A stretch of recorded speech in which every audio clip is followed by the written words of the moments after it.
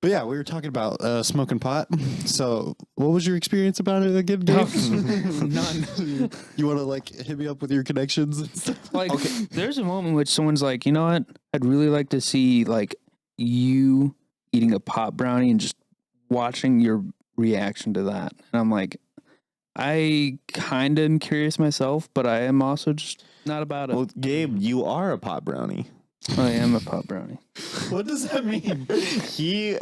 So we do skits every once in a while, and one of our storylines is it's a future. It takes place in the future, and it's a new age cafe where they basically just are new age coffee shop, and so they have a bunch of like witchy kind of things, and one of them was they sacrificed a child and put his soul into a pot brownie and sold it, and his name is Timmy Pot Brownie. Yep, and that's and my that's character. Gabe's character is Timmy Pot Brownie. I miss making skits in high school. We made one. We made some good ones, but my favorite was Ladder Boy. It was a superhero.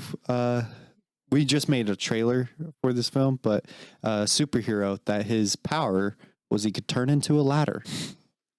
His sidekick was named Blindside, who had super speed, but he was blind. So all he did was like just run into stuff super fast.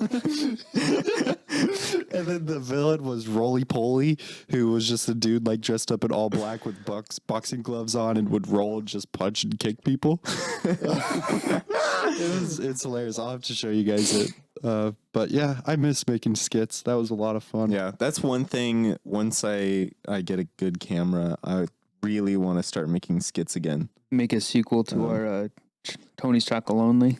Yeah, our hit skit video, the adventure or the quest for Tony's Chocolonely. It's actually, I don't know if I've ever showed it to you, but it's actually really funny. It's filmed on my phone. It's pretty decent. Actually, I'm very impressed with its audio quality. I was actually able to get it to sound pretty good, though I will say I had to replace the footstep sounds. I had to fake those. Yeah, I think this iPhone 15 would do pretty good video. I'm gonna have to try it eventually. The cinema mode on iPhones is crazy. Yeah, they're getting pretty good. They're getting to the point where like you have to have like a newer camera to have better quality. Like that A5000 I've got, it's like it's some footage from an iPhone can look better. Yeah. But like if you really know what you're doing with like one of those cameras and you have like a custom lens for exactly what you're doing, it will blow the iPhone out of the water. Yeah. But like, especially for unexperienced people, the iPhone's great. The new iPhones are great. Other than this costing more than like 3 times more than what I've ever spent on a camera. Yeah, that's true. But you know, it's also a phone. Yeah. So it's more versatile. If I could text people on a camera, I would have a Canon Red. Very I wouldn't even have a phone. Like, I guess you could build a camera to do that. You just have to add things to it and then hope it works. Yeah. You just got a camera like hanging from the neck sling all day and like it starts ringing and you gotta like pick it up. It'd be like it'd be like Darth Vader's like control panel. Yeah. Hold on, let me turn on FaceTime, and you just like got this whole camera facing you, and then you gotta like pull the screen out and just, hey, what's up? Could you imagine if like I was trying to do that with like a Canon like Red with like the whole filming rig on it? It's like a shoulder piece. Like, hold on, I gotta set down my camera. It's like I gotta take this phone call and like turn the lid in front of it. Yeah, what's going on? Been pretty funny. That was the most random discussion. Yeah. That's what this podcast is all about. Unusable podcast really like brings out the most random stuff. That's actually how it started. Was Gabe lived here, and I would come home from work, and he would already have been home for a while, and I would literally just like stand over there, and we would talk for 3 hours. Just the most random, weirdest crap, and usually went pretty not necessarily offensive, but definitely not socially, or what's the word? Politically correct. We were never politically correct. It's always like the stuff in the back of your mind that like you ponder, but you never talk to anybody about because it's just stupid and or offensive. Yeah. And so it's like, all right, I have this person that I can like spill this garbage out to some degree. And you're like, all right, so what do you think about like Native Americans and their war dances? And then we'll like travel down this road of just random stuff about history. And then like, I think almost every time we talked about like Vietnam in some Vietnam was capacity. brought up a lot. I don't know why I talked so much about Vietnam back then, but I did, which is weird because I don't really know much of anything that went on. I don't know much about Vietnam. I do know a lot about World War II, though. I read a few books about Vietnam in like 6th grade. Vietnam was a mess. Yeah, freaking insane. Like just so gory. Yeah. like it's a war, so of His course it's gonna be grandpa- gory, but Vietnam was like Your mother's ex, Yeah. also my grandpa, was a radio man. Yeah. Yeah. So He is my half nephew. Vietnam. Half nephew, nice. Yeah. yeah, I guess so. Yeah. Yeah. But he was a radio operator, like in the field during Vietnam, Mhm. and there's a reason why he doesn't talk about his experience in Vietnam. Probably because he was like target number 1, and the medic was target number 2, Yeah. and so it's like, yeah, that combined with picking bugs out of your food for however long you're deployed. Yeah, I Changing your understand. socks every 5 minutes. There Dude. was Dude, his feet are ghost white. You could almost like his skin is transparent from like here on down. what? It has not seen the sun since he started Vietnam. Oh my gosh. It's so pale. There's I do not know where I was going with that. I started that sentence and there was nothing after. It was actually just like my train of thought literally entered a void and it was just gone. You know, I've been wondering something with you, Josiah, that I haven't asked. Like, what are your plans in life? What are my plans in life? Yeah. Like, where are you going? What are you doing? What am I doing? That's a really good question. Where did you come Like, from? Where I did you know go? you like somewhat well, and I just have no idea like what you're doing with your life. I don't Same. know. Same. Ditto, bro. Yeah. Okay. So I know that at some point in my life, it's been prophesied so many times that I'm gonna be some kind of speaker. So I'll be. So we got pretty much a very similar calling. You're kind of already doing that right now.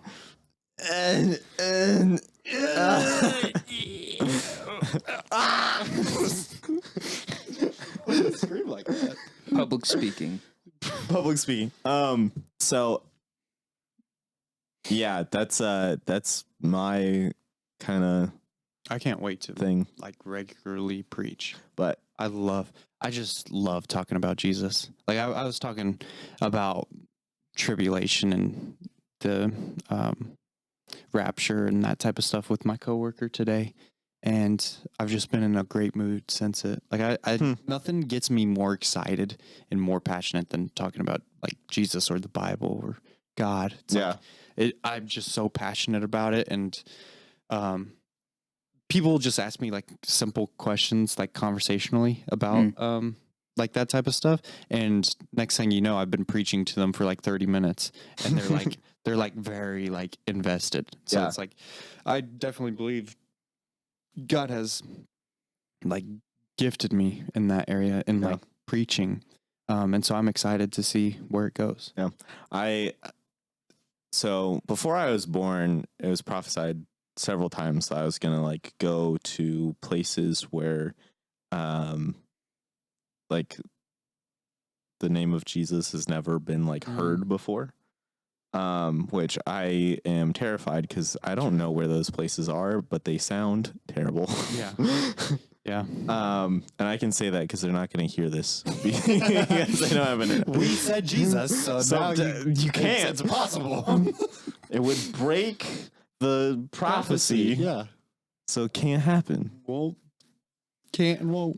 Yeah, no, but I don't know, because a lot of people who are like missionaries, they're like, oh yeah, I'm a missionary to Africa or like Asia, and I'm Places like, we've been going to forever. yeah, or South America, and I'm like, I don't have like a heart for any of those places. Like, I think yes, definitely go and like, good on you, but like, for some reason, my heart has always been, and people will call me a wimp for this. I know they will. But I've always had like a heart for like Scandinavia and like Europe, like Northern and Eastern Europe, which is Pretty sure that's where my pastor's been on missionary trips. which like I don't know. I feel like everyone in those places has heard about Jesus, so I feel like it's not where I'm gonna end up. But When I was at the CMN conference this year, one of the pastors was talking about how much missions trips now are to places that's already been reached by the gospel, and it's like 98%. It's like an insane amount of just repetitive mission trips to the same place. And a lot of these places that they're going, like they have the church is like more well established in these countries than it is in America. Yeah. It's like they need to be sending missionaries here. yeah, Probably. so It's like, I mean, like why are we even doing like I don't know. I'm not very involved in missions. I don't know much about it. I've never been on one, so this might come off wrong just because of my ignorance with it. But it's like for me, it's just like it doesn't make sense when there is places and people that I've never heard about Jesus, and unless we go to them, won't in their lifetime. Well, then you have places And like yeah, we're spending time in Ethiopia that heard about Christ before anybody in America did. Like right. where they had a Bible before the King James version was written. Yeah. It's like why are we doing this? it's pretty dumb, Yeah. especially since Ethiopia is like a self-proclaimed like Christian country. I'm pretty sure. So Or that's like weird. people going to Brazil. Yeah. Like, I mean, like Brazil's very They got well. they do they be have their having problems, a but- massive Jesus statue. I don't know if we need to like, hey, there he is. Their biggest like city in the country Yeah. has a giant Jesus overlooking the whole thing. Speaking of Jesus statues, have you seen the one in South Korea? What? There's a Jesus statue in South Korea, I believe. Yeah, They it's like should a like move it right next to the wall. He is that Jesus be ripped. Oh, that's He's right. like- Ripped Jesus. he's That's buff. right. Yeah, he's like roided out. Like he is was- defined. He was definitely a carpenter. Like no, like okay, imagine like the statue, like Da Vinci's David, Yeah. but like Roided. every single muscle is like twice as defined. Like it's inhuman. Like if Jesus had my physique. for sure, definitely. Yeah. Absolutely jacked. I'm pretty sure that Jesus's pecs were like 25% of his body mass. They were huge. Yeah, when he said pick up your cross and like that, like it was easy for him. That's an actual challenge. He was, When someone said Jesus carries all of our burdens,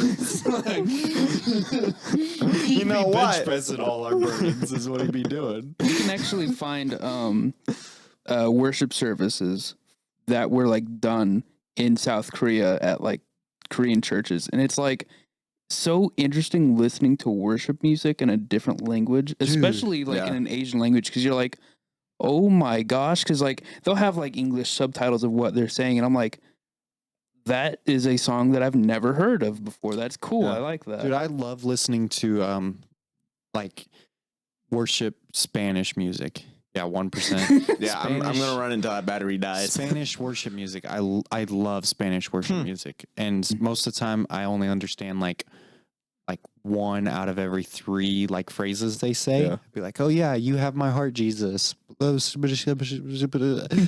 it's like I'm almost speaking in tongues, like trying to sing along to these songs. but I love Spanish worship music. It's just I feel the heart so much more. I don't know why. heard that the song Waymaker. We all know the song Waymaker, right? Yeah, absolutely. Yeah. Apparently, that song was written for Korea, South Korea, Yes, I have heard it in Korean. and it sounds good. great in Korean. So Doesn't sound great when I'm singing it. you weren't that bad. You're better than some worship leaders. It's still recording though. It's still going. It's still going. 0%, but it's recording. But we're at a lull now, so I better just change it now.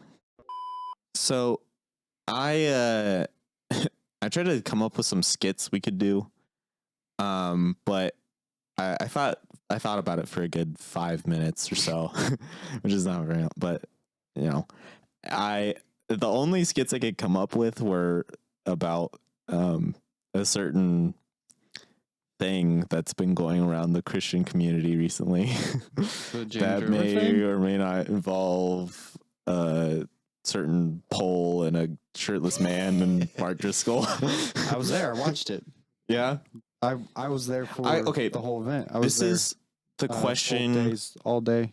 This is the question I've been wanting to ask someone who was actually there. Yeah. What did you think of the act when it was actually happening? Inappropriate.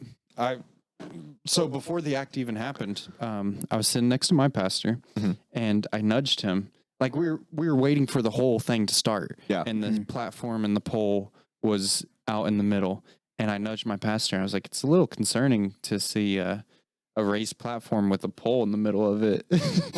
And my pastor went, "Yeah." He was like, "Yeah, at a men's conference too." Yeah. And then the guy went, as soon as I saw him tear his shirt off, it's like, what is this dude doing? And then he danced in a way that made me very uncomfortable. It was, yeah, I saw it. It was like, what is going on? I did not hear about that part. And then he swallowed the sword and climbed up the pole, and I was like, okay, now this is kind of cool. Yeah. My pastor was like, I can't watch this. He was like so upset about it. Oh. Well, just the fact Or was that he like queasy? Yeah, it was because he was like scared that he had a sword in his mouth and he was climbing. Yeah, that pole. I've got a video of it on my phone. Freaking camera's overheating again. You can hear my pastor. Hold on. He's got a sword in his mouth, bro. That's what he said as soon as I started recording. That's funny. Yeah, that whole situation just keeps getting worse and worse. It does. I'm not going to make any comments about the actual controversy here. Yep. I will, because it's you can share your thoughts. Absolutely. I just don't want to spend the time on a controversy because that's not what this podcast is about. Yeah. Well, you see, my main thing about it is I am very cautious about when I'm talking about it because I know Satan's whole move behind it is division. Yeah. He's trying to divide the church. So when I speak about it, I am like tiptoeing around eggshells. At the same time, like I'm trying to be blunt up front about like biblical principles. Yeah. Like I'm not gonna like give up biblical principles to Is this your the guy who you bought your Benchmade? You got any more you want to sell for like $80? That's what I heard you sold it for. Dude, I'll whip it out of my wallet right now. I don't have an. I just saw your knife right there. I was like, I bet this is the Benchmade guy. Yep. Actually, really. Yeah, I could tell, dude. Looking at the handle.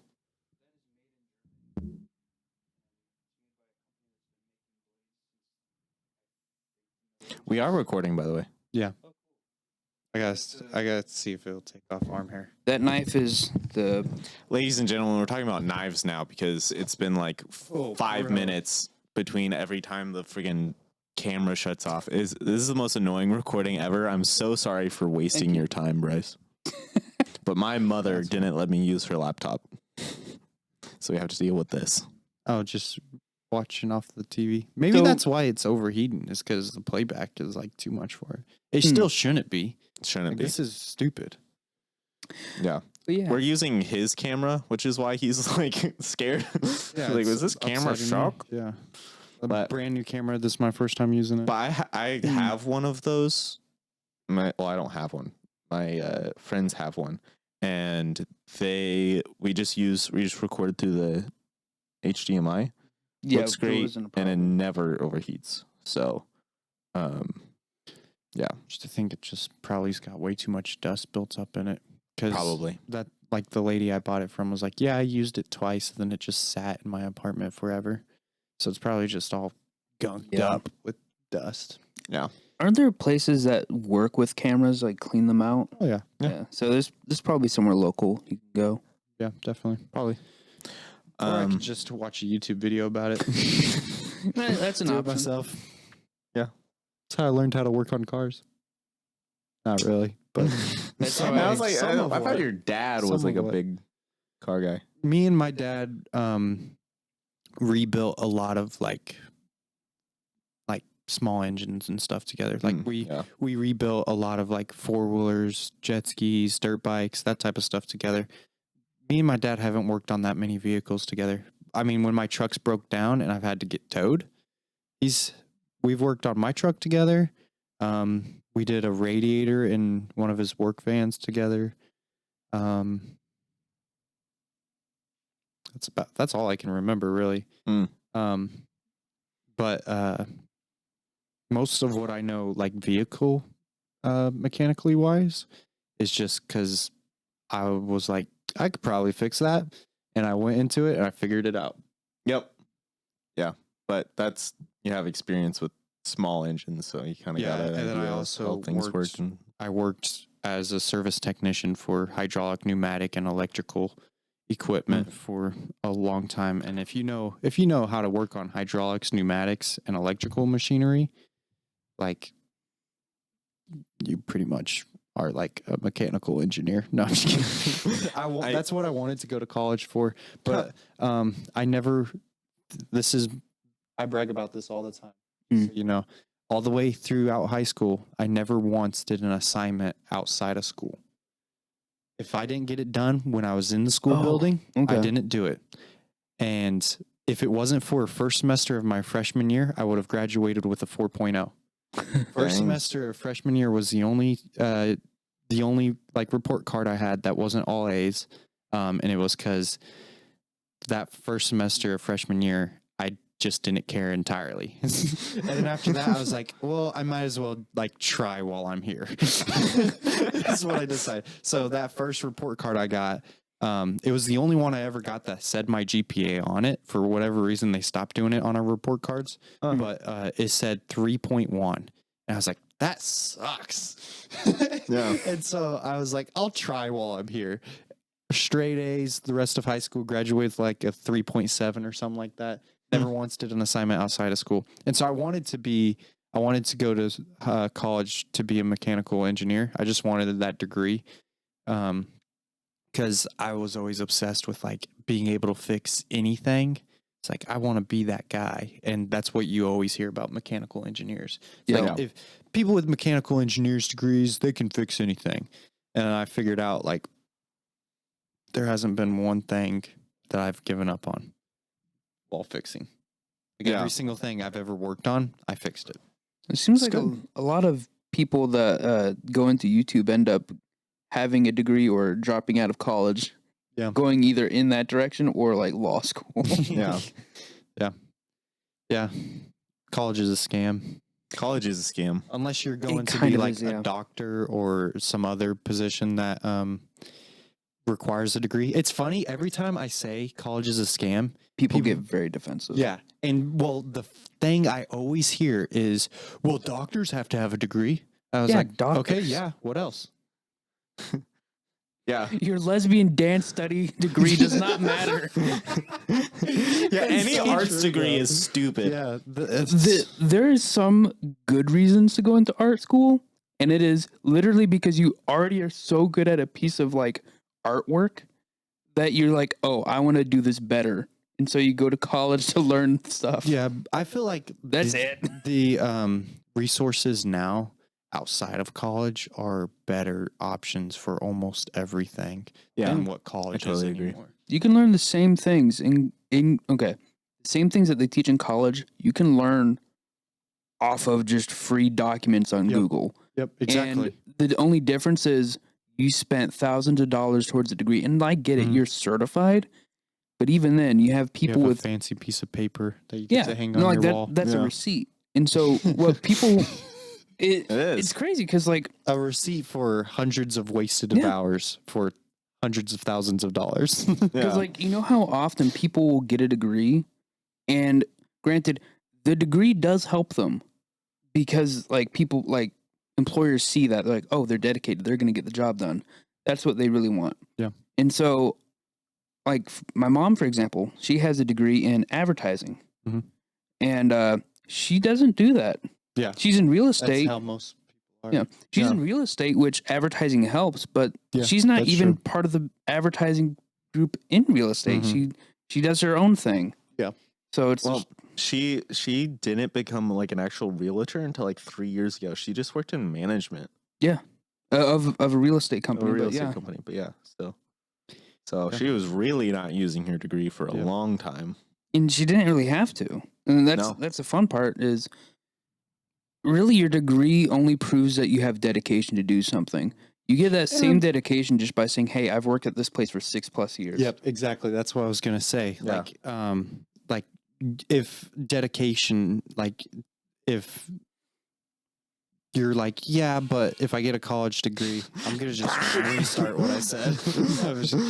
If you get a college degree, when you go to apply to somewhere, they're gonna be like, oh yeah, they're dedicated. They made sure to stick with it for 4 years to get this degree. Well, what if they saw instead like a resume where you worked at a company for 4 years, and within those 4 years you were promoted this many times? It's like, which one's gonna stick out to you more? Especially if it's like you get involved at a company that like is what you want to do, Mhm. and you slowly climb your way up, like that experience is gonna have a like higher impact or a better like I don't know. I Well, lost the words. it's like- but like it's gonna be a better like sign that like, hey, they're qualified for this next position than if you went to school and listened to a professor who, like, it's hilarious because they have like business degrees, Yeah. and the professors that are teaching have never owned a single successful business in their lives, and it's like teaching people how to own and manage businesses and stuff. It's like a business degree isn't necessarily useless. The problem is that It's useless. it's one of those things where it's like if you know nothing about it, it's useful. But usually the people that go into a business degree, they already have an idea, and the classes are basically just reconfirming what they already know. Yeah. And I know this because I knew somebody like there's someone close to me that went to college for that purpose. And I was just like, yeah, you just reconfirmed that you knew this stuff. Yeah. Like, I'm glad you stuck it out, but Yeah. you already knew this. I feel like what you could get out of 4 years of going to business school, like the positive stuff, because Yeah. I've heard some of the BS that they teach at business school. Oh, yeah. I mean, this is coming from a guy who's ran multiple businesses, about to relaunch another one, and have had a lot of failed businesses. And you have to have those. Yeah, I think failure is the best teacher. I say that all Yeah. the time. Failure is the best teacher, especially because you don't have to fail to learn, but you either learn from your own failures or you learn from others' Yeah. failures. Yeah. So failure is the best teacher, and it's always better to learn from someone else's failure. But anyways, Preferably. I've had some failures, and Yeah. I learned from them. I had like 3 failed businesses before I finally had one that was profitable and lucrative for a little while before I shut it down. But it was still lucrative at the end. It's just I was trying to make it more passive. And so it stopped scaling up, but because I was making it passive, the expenses were scaling up. So the profit margin was getting slimmer. And I was like, I'm going to get out of this while I'm still ahead, is what happened. And then I started working at a fence company. But and that fence company was just supposed to be temporary. But anyways, what I was saying is like the lessons you can learn for however much the average business degree cost now, it's like for a quarter of that money and a quarter of that time, you could learn twice as many lessons from just trying to launch a business and failing, or from spending that amount of time like just researching and listening to like online or reading books. There's so many good books out there about business, where it's people that have ran tens of businesses, have failed many times, that you can learn so much like just fruitful information and that's a book. Like you can go to Barnes and Noble, and Barnes and Noble's expensive books, and still you could get some really good business books for like $25. Yeah. And you'll learn more useful stuff than you would for like a month at Or business school. if you want like a trade job, join the military for like 5 years and learn your that's job. Yeah. That's how my That's dad the way to learned do it. electrical. He was a You talked about being an electrician the last Yeah. time we talked about. I'm just now remembering that. yeah. I there was a decent period of time where I was like, yeah, I would really like to be an electrician. I That's- think I would make a lot of money That doing was that. my plan out of high school. And then I was like, Then God took me a different direction. and then well, No, it's usually like that. then I started doing more like volunteer electrical work, and then doing research on like what actual electrical work was gonna like entail, and I was like, yeah, this actually seems terrible. Okay, And then I started making $500 a week with DoorDash, and I was like, this doesn't seem even worth it anymore. And so like if I need a job, like if say something happened where it's like, oh, I have to move out, yeah, sure, I'll go become an electrical apprentice. Like I'll make enough money to live on my own, and I'll be all right. And electrical is so easy to learn. Oh yeah. If you just have someone who's willing to actually teach you, because Yes. Gabe didn't, and he struggled because he was didn't have someone who actually was going to teach him. If you have someone who's actually willing to teach you, like you're good. And I have a friend of mine, their dad actually is starting an electrical business for building, like doing electrical for new houses. Oh, houses. Here's the So, thing: new construction houses. running That- wire that'd and be a cushy electrical job. Yeah, it would. Easy, Is it- cushy. running wire in a house you are building is So so nice. much nicer than running wire in a house that's already finished. Yeah, which that's what I was trained in is remodel electrical, and Yeah. that sucks, but I know how to do it. But the this job was gonna be like new construction, and so I was like super interested. I was like, yeah, like tell me like what to do, like, and they're like, well, we're not starting the business yet, but here's some books you can read so you can get started. I was like, cool. And it was 5 books, and they were all just about like running a business and managing money. And I was like, What does this teach me? like about one being an of electrician? one of them was like Rich Dad Poor Dad, which I Oh, know is that's a such a good good book. book. I know it's a good, but like, what does that have to do with electrical? Right. Yeah. And I was like, I get where he's going. He wants me to think of the job in a very entrepreneurial way. But that's not what I wanted out of an electrical job. I wanted to just do my job and do it well and make a living and live decently comfortably with a wife and do the American dream. But like I don't think that's my path. I don't think that's where I'm supposed to go. Yeah. I don't think this. And I think your business is going to do pretty good. I'm pretty excited about it, actually. I hope so. Yeah. The main reason I'm wanting to start it is I am overworking the tar out of myself. Yeah. Last week I was doing the math earlier. Let me just do the math real quick to see how many hours I worked. So, 2 hours, 2 hours.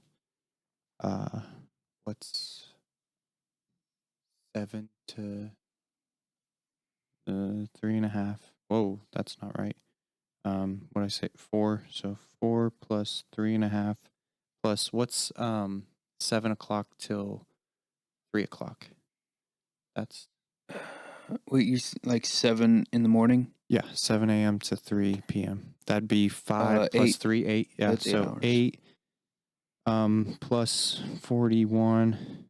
I worked 56 hours last week. Jeez. And then you've got to add the 6 hours of schoolwork I did on top of that. So, I mean, between my 2 jobs and schoolwork, I worked 62 and a half hours last week, which actually that's a pretty moderate. It's a job and a half. That's a pretty moderate week for me right now. Yeah. So that's like what I was talking about earlier. Like I'm battling between like, okay, if I wait till tomorrow to do this, I could get 6 hours of sleep tonight.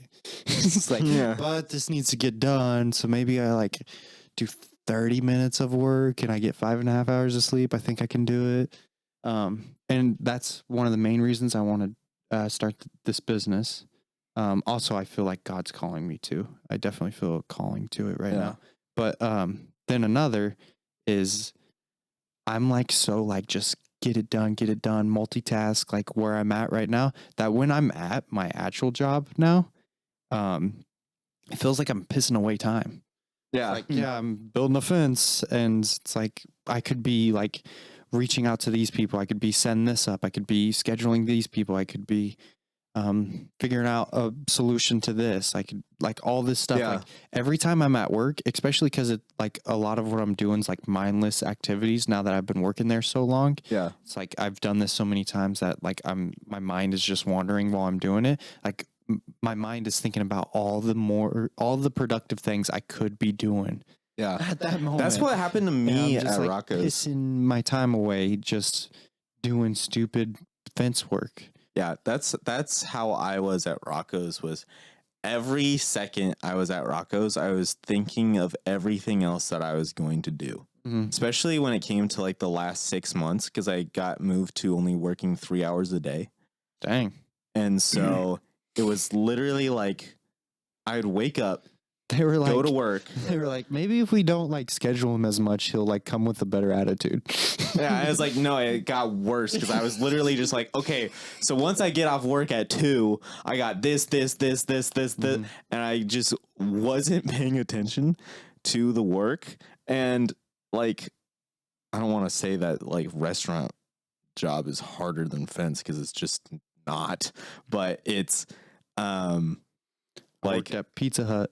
Like you have to pay attention to the orders. And when you're thinking, for me at least, when you're thinking so many words in your head, the words that you're reading don't get saved. There's like, oh, that's this text on that paper. That's cool. But where does this pizza go? I had a soccer coach that was like very active in like letting the men know, hey, you are not capable of multitasking. You may think you are, but you are a man, so you're just not. You're not wired that way.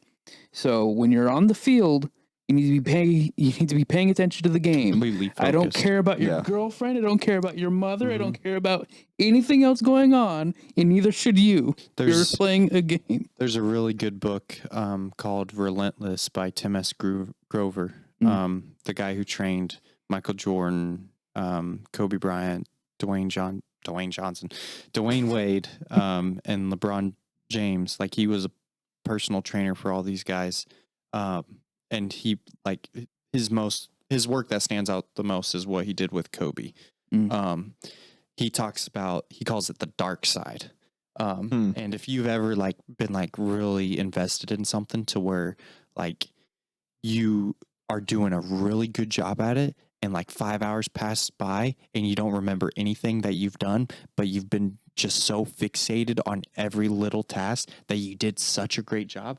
Like, the reason I got the book and I read it was because during basketball, I would click into that zone a lot.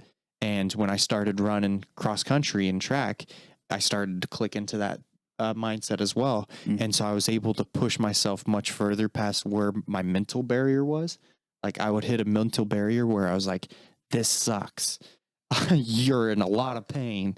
You're only halfway done, like all this stuff. Yeah. And I'd get so fixated, I'd break through it. Well, I got too good at that and I pushed my body past what it was capable of.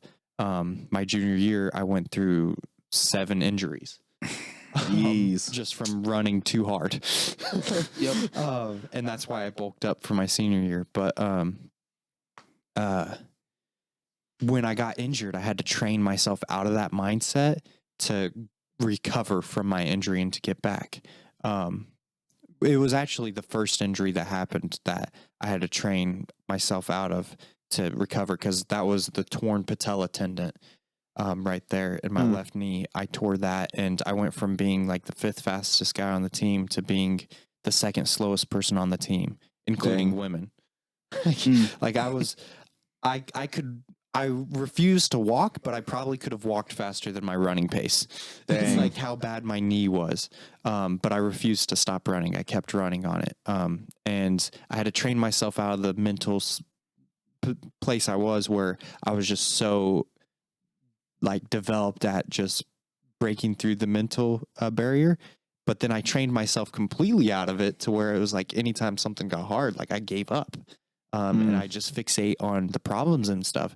And I hated myself during that period of time. I was like, I felt like I lost myself. Like I had such a huge identity in my mental strength and my resilience, my relentlessness. Yeah. And then it was just gone. And so I bought that book by Tim S. Grover. I don't know how to say his last name. It's Groover, Grover, something like that. But he calls it the dark side, that just space that you're in, where you're just zoned in, you're fixed in, and it's every little detail, but at the same time, like time flies by because it's just coming out naturally. And I definitely started to develop it back, but I had like this weird sense of control and a lot of reasoning in it the second time around. Because the first time when I developed it, Oh, it stopped recording. Go. so yeah, I think I was just on a little bit of a rant right there before the camera stopped recording. But yeah, Relentless is a good book. I don't know what made me think of that. I don't remember. This is I remember chatting. you were talking about business books. Yeah. Entrepreneurial mindsets. I And we were talking understand. About I'm starting. I understand reading business books, but I also absolutely like despise reading. Dude, I hated reading until I was 19 years old before I like was okay reading, and it's just I've started reading more and more and more and more and more, and the more I read, the more just wealth, like mental wealth I'm getting out of these books, the more like capable I am at articulating my thoughts and putting stuff into action, and the more just well-rounded my life's getting. Like I'm getting so much out of these books that I've started to enjoy reading more and more and more and more and more. Interesting. It was actually this tiny little book. I read it in a small group for my church. First book I read since I graduated high school. First book I read since like junior high, to be 100% honest. Yeah. Like I faked reading a lot of books through high school. But first book since like junior high. I hated reading. Before that time, there was only one book in my whole life that I actually like somewhat enjoyed reading, and I didn't even finish it.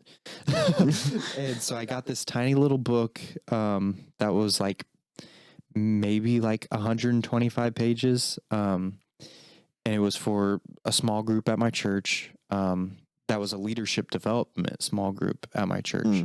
And the book was called A Tale of Three Kings. Absolutely love that book. I love that book so much. Like I'll tell people about it and then I buy them a copy. Like I think I've bought like 6 people this book at this point. Do you want a copy? Yeah. I'll get you a copy. Gabe, I'll even get you a copy. Like this book is what made me like enjoy reading. And at that same time I had actually like really started to read my Bible and built up a discipline of that. And then after that, I got Undercover by John Bevere, read that whole book like 3 times. And then I started to get business and leadership books like The 5 Levels of Leadership by John Maxwell, Extreme Ownership by Jocko Wilkins. Just reading What all a these, name. Jocko. He's Jocko a Wilkins. former Navy SEAL too. Dang. Yeah, That makes sense. He had a no cool dude nickname. and It was just true. Jocko. Like, Which do you know when, like, what time period he served? yeah, Because a lot of Navy SEALs do write books, and they usually have experienced something that's otherworldly because they're Navy SEALs. yeah. So he talks about it a lot in his book. He was serving, leading up to and then through like the heat of the Afghanistan stuff. yeah. Yeah, and he was like a I forget what the group he had. Like he had a lot of subordinates. He was high up there.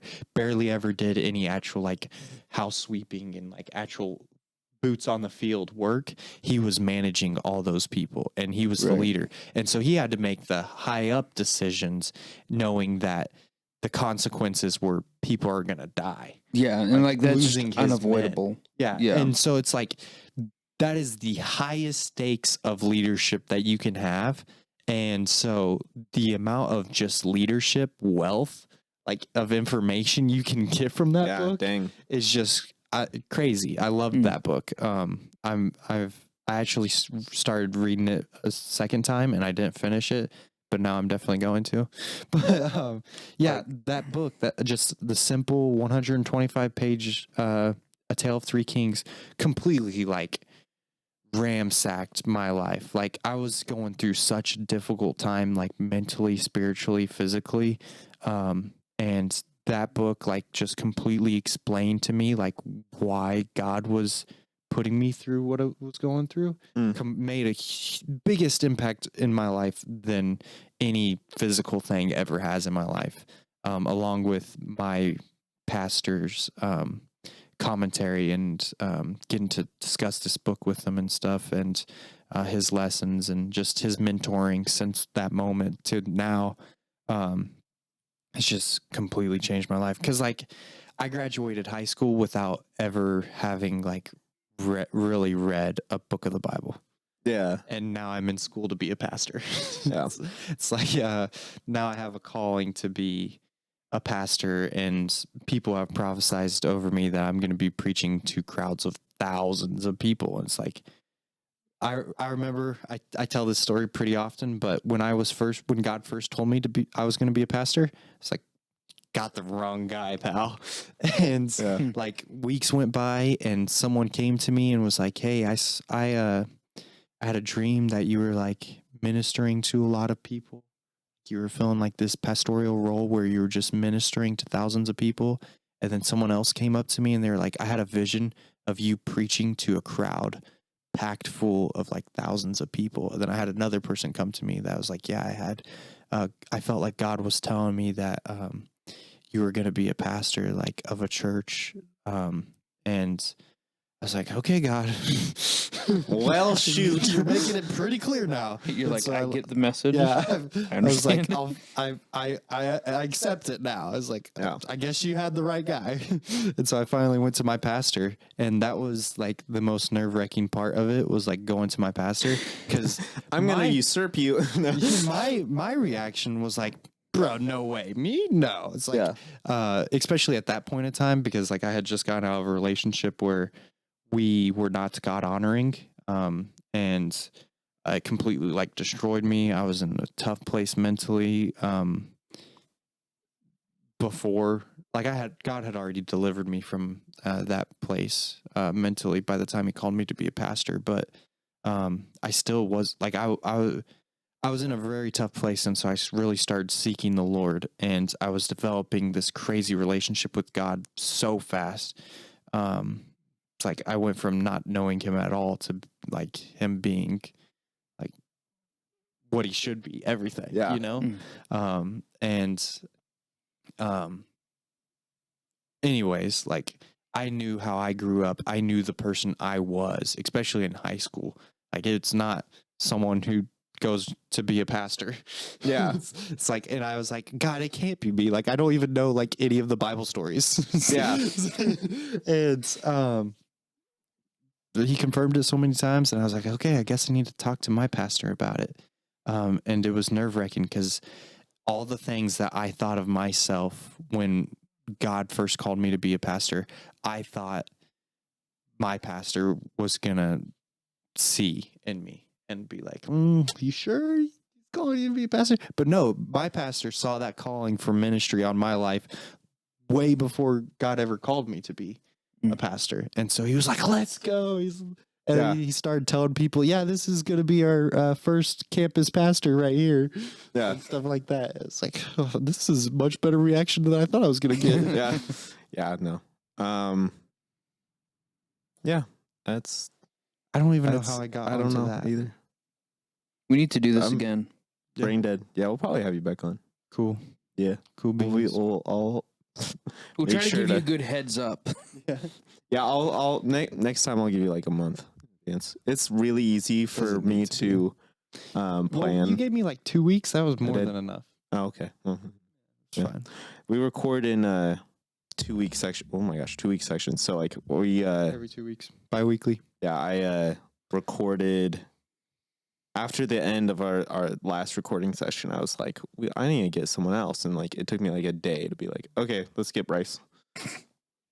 Yep. So It's an honor to be here and to use my camera. it is an honor to use your camera. This will be one of the best looking episodes for a while. Sir. It'll take some work putting it together, though. Yeah.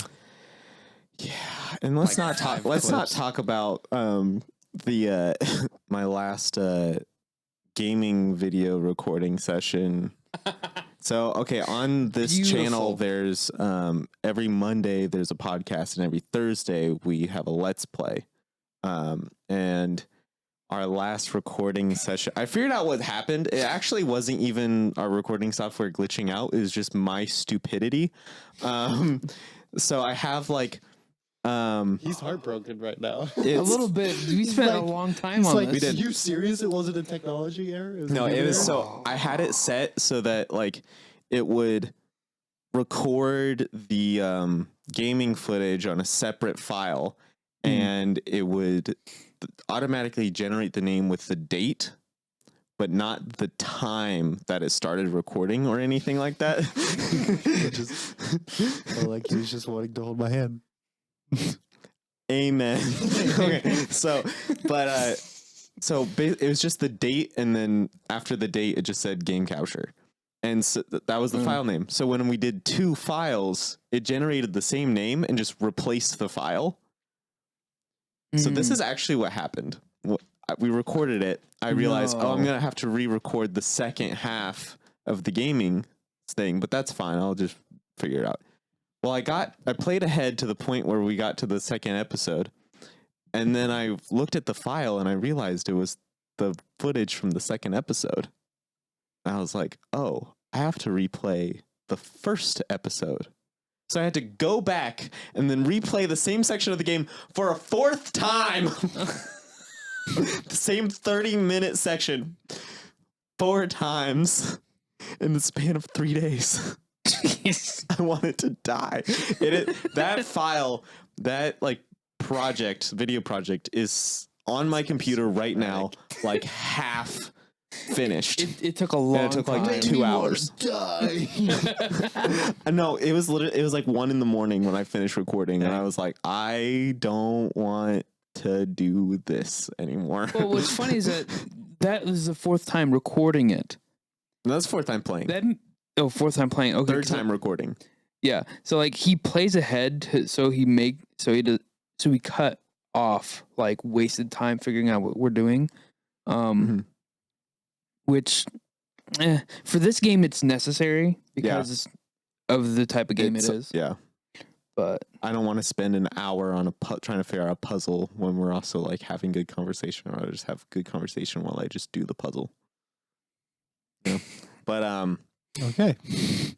anyway, that's probably a format of video that's gonna die after we finish this game. I'm not gonna lie, or heavily change.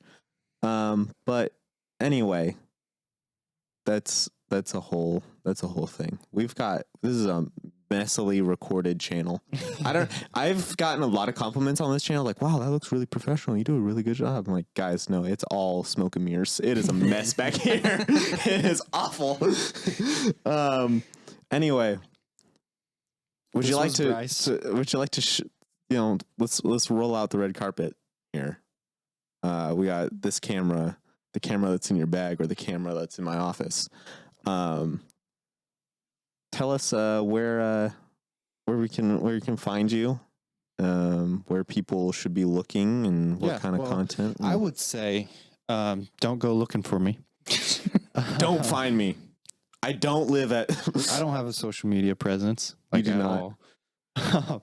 But there's a really great podcast that I try to use the gift that the Lord has given me, And I'm on it. He is on it. He's actually like a huge role in producing this podcast. Aw, thank you.